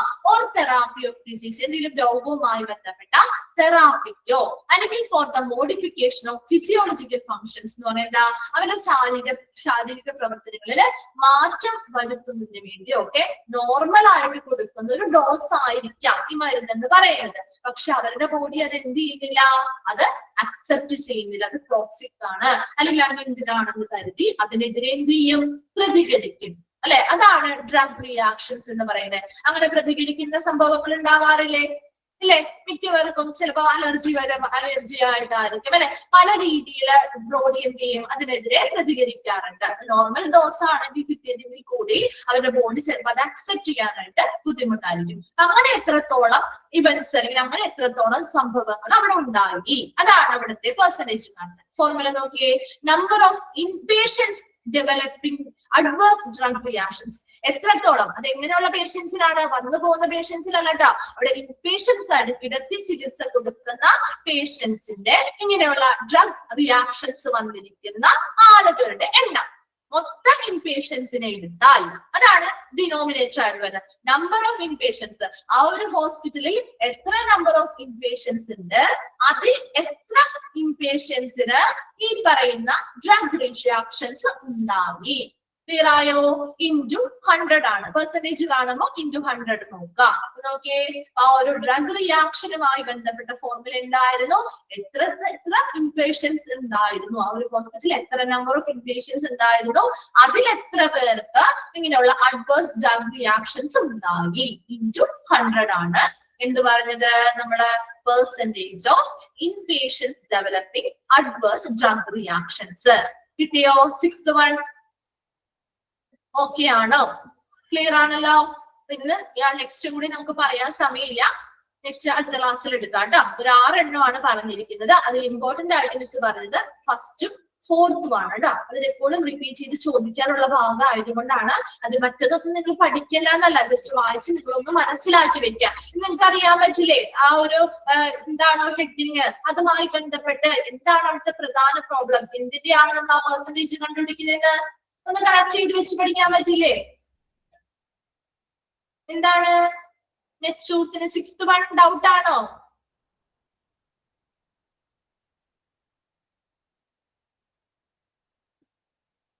സിക്സ്ത് വൺ എന്താ നമ്മൾ പറഞ്ഞത്, ഇവിടെ നമ്മൾ പറയാറില്ലേ, ഇപ്പൊ ഹോസ്പിറ്റലിൽ ചെല്ലുമ്പോൾ ചില മരുന്നുകൾ തരുമ്പോൾ നമുക്ക് ചിലപ്പോൾ എന്ത് ചെയ്യും, ആ ചില ആളുകൾക്ക് അത് അക്സെപ്റ്റ് ചെയ്യില്ല മരുന്ന്. അപ്പൊ എന്ത് ചെയ്യും, അവിടെ അഡ്വേഴ്സ് റിയാക്ഷൻ ഉണ്ടാവും, പ്രതികൂല പ്രതികരണം ഉണ്ടാവില്ലേ. ചിലർക്ക് ചിലപ്പോൾ അലർജീസ് ഉണ്ടാവും, അല്ലെങ്കിൽ മറ്റെന്തെങ്കിലും ചിലപ്പോൾ ബ്രീത്തിങ് ഡിഫിക്കൽട്ടി വന്നേക്കാം. അങ്ങനെ പ്രോബ്ലംസ് ഉണ്ടാവാറില്ലേ ചില മരുന്നുകൾ കഴിക്കുമ്പോൾ.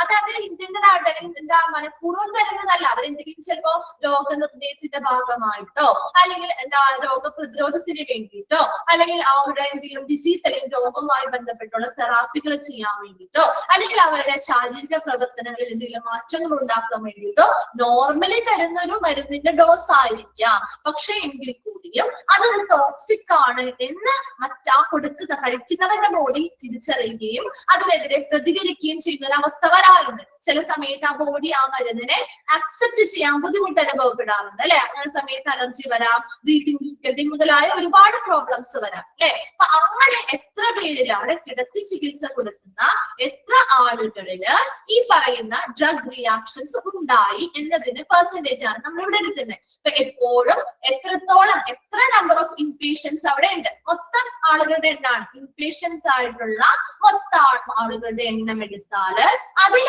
എത്ര പേർക്ക് ഇങ്ങനെയുള്ള ഡ്രഗ് റിയാക്ഷൻസ് വന്നു ഇൻറ്റു 100 ആണ് അവിടുത്തെ പെർസെന്റേജ് എന്ന് പറയുന്നത്. ക്ലിയർ ആയോ? ഓക്കെ, നെക്സ്റ്റ് ക്ലാസ്സിൽ നമുക്ക് ബാക്കി കണ്ടിന്യൂ ചെയ്യാം കേട്ടോ. ഇത്രയും വായിച്ച് മനസ്സിലാക്കി വരാം. ഡൗട്ട്സോ കാര്യങ്ങളോ ഉണ്ടെങ്കിൽ ചോദിക്കാം കേട്ടോ. Thank you. Thank you, Miss.